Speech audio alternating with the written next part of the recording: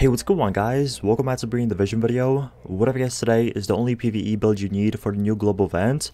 If you guys didn't know, yes, in about 5.5 hours, as you guys can see, a global event will be going live.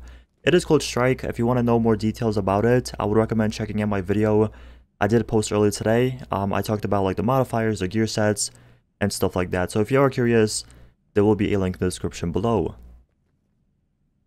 Anyways, before the global event actually goes live, I did want to make a build video showing you guys what I'm going to be rocking with.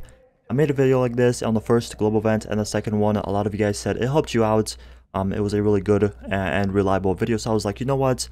Might as well make another one and show you guys what I'm going to be rocking with. Now, I do think I will change this build on the 6th or 7th day.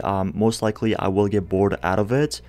But for the first couple of days, this is the main build I'll be using. So if you guys enjoyed this video or find it helpful, don't forget to leave a like, subscribe for more videos, and let's get right into this build.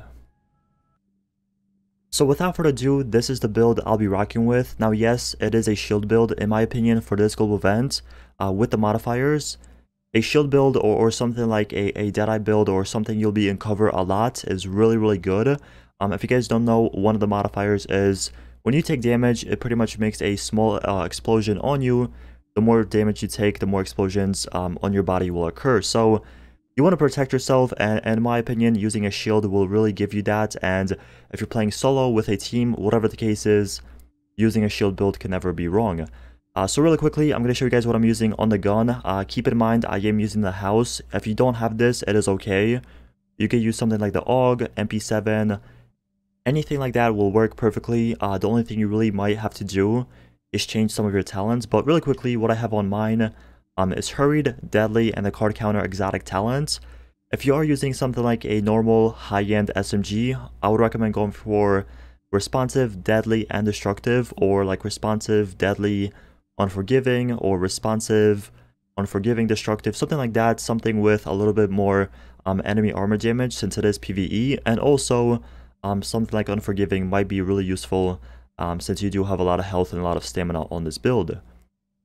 As for the secondary, I did go with a sniper rifle. This is mainly just in case if there's a group of NPCs or if there's a boss or something like that, having a sniper rifle can't really hurt you. Next up for my chest piece, this is pretty much the bread and butter of this. What's really good about using a Barrett's chest piece is when you have one skill deployed, it actually gives you 5% extra damage. Now I do understand if you don't have this chest piece, you can go ahead and use something like Rapid or Vigorous with a booster shot. It will be quite decent as well. But if you do have a Barrett's chest piece, I'd recommend using it at 100%. It's really nice with this build. Anyways, what I rolled on it was firearms, health, skill haste, ammo capacity, and then all my mods I'm using electronics and skill haste, just so I can get better heals and my shield can be a little bit more tanky. For the mask, I'm using my first D3 FNC piece. What I have on it is firearms, enemy armor damage, damage to elites, and then I'm using a electronics and skill haste mod. The one thing with the mask I would recommend is 1, having enemy armor damage, and 2, if you are playing PvE, have damage to elites. It's so helpful, it's so good, and honestly, I really wouldn't recommend going into skill power because your heals are still not that great, and just getting the 10k isn't really worth it. I would just recommend going into enemy armor damage because most of the time you will be playing with a healer or someone using a reclaimer build or something like that if you are playing with a group. For my knee pads, I'm using stamina, critical hit damage, destroying resistance, damage to elites, burn resistance, and for my mods, I'm using a electronics and skill haste mod with a 4% ballistic shield damage mod. Now, if you are looking for these mods, the ballistic shield damage mods, go ahead and visit the East 40th Street checkpoint in the Dark Zone. He's actually selling them right now. If you are curious and you are in need, go ahead and buy them. I think they're like 21,000 DZ credits, so they're not really too expensive. But anyways, the reason I'm using them is for more damage. In my opinion, with 4,000 firearms, you're not really doing too much damage in PvE. So that's pretty much the main reason why I'm using them. For PvE, you really don't want to take forever to kill NPCs. And having 4 of them on your build will definitely help you out. You're getting additional 16% damage, which is really nice. For the backpack, I am using my Ninja Bike backpack. Obviously, you guys don't have to use this. If you have a good D3 FNC backpack, go ahead and use that. Unfortunately, I don't have a good one, so I am using my Ninja. Anyways, what I have on it is stamina, health, disrupt resistance, electronics, and skill haste mod, with 2 more ballistic shield damage mods. For the gloves, I am rocking with my savage gloves for the extra critical hit chance, but what I have on them is stamina, SMG damage, critical hit damage, and skill haste. Now, if you guys really want to, you can get rid of skill haste and go into enemy armor damage, just so you can kill the NPCs a little bit quicker, but that's personally up to you. I like having skill haste, just so I can get my heals a little bit quicker and have a bit more survivability.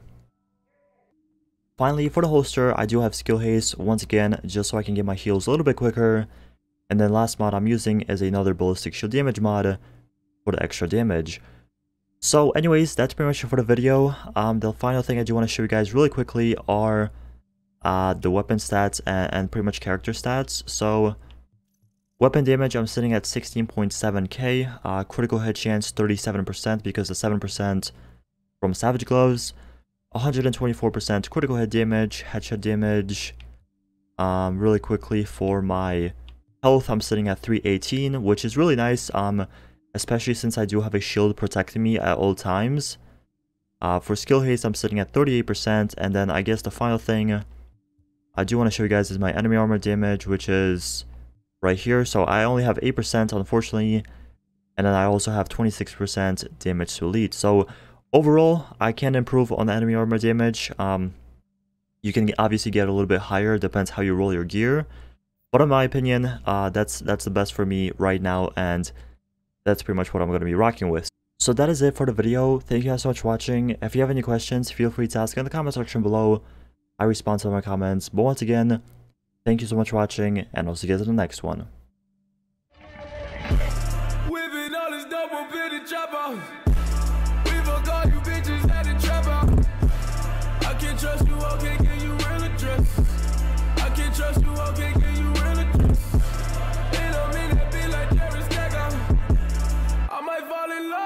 Trap house.